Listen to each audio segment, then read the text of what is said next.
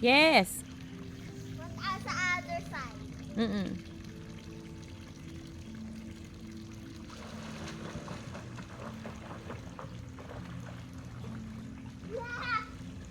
Oh, balik ka, balik.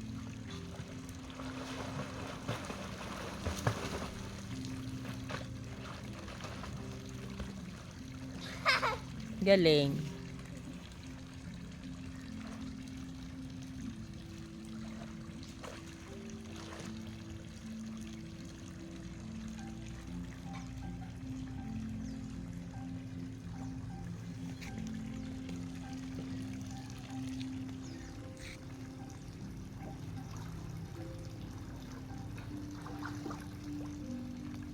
So, good morning, ka-travel buddies.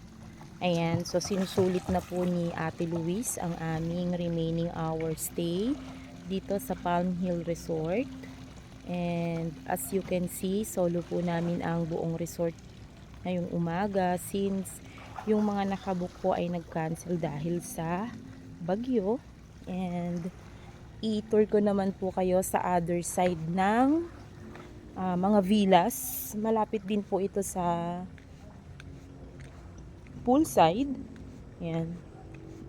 Meron din po ditong dalawang villas wherein pwede siyang makapag-accommodate ng 5 packs.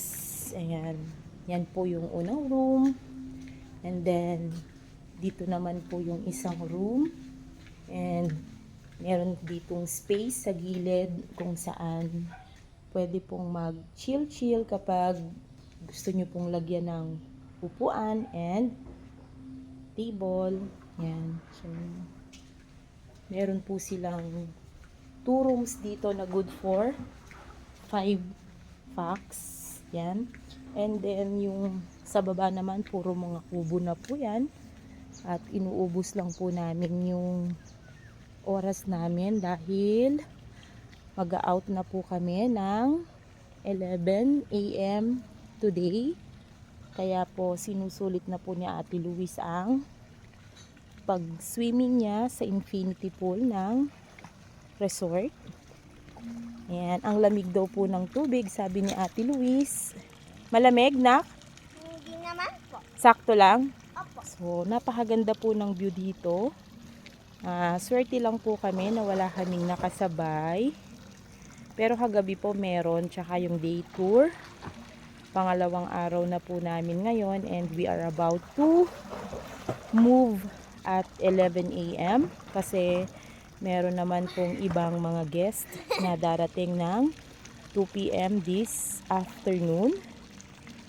And so I hope nagkaroon po kayo ng magandang idea kung saan pwede po kayong mag-staycation ng family nyo. Isang place kung saan napakaganda po ng ambience, close to nature, at napakatahimik din po. Secure din po yung place kasi gated naman po ito. And yan po yung kagandahan sa resort na napuntahan namin ngayon. And para po sa mga updates, sa mga susunod po naming travel, please like and subscribe po, Lakwatserang Caviteña.